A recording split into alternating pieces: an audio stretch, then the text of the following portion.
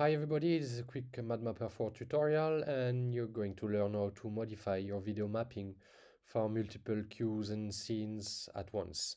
So imagine I have this video mapping which is composed of three surfaces, 1, 2, 3, and I have these three scenes where I change some parameters. You can see I'm changing the colors, and now I want to change the output position of my quads in all my different scenes. So what I can do is select all the scenes, I press Shift and I click all my scenes.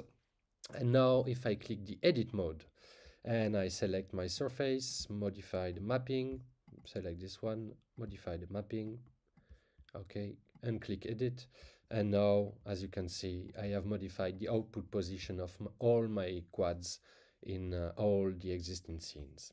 And of course, this works for scenes, but actually it also works for cues. So if I make a cue like this, and maybe a cue like this, and another cue like that.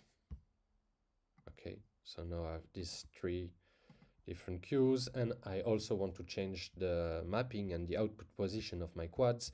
I can just select all the cues,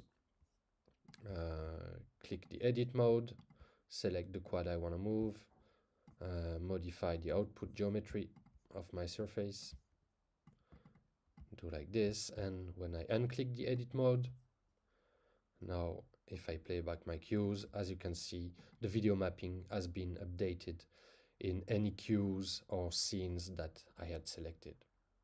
Thanks for watching.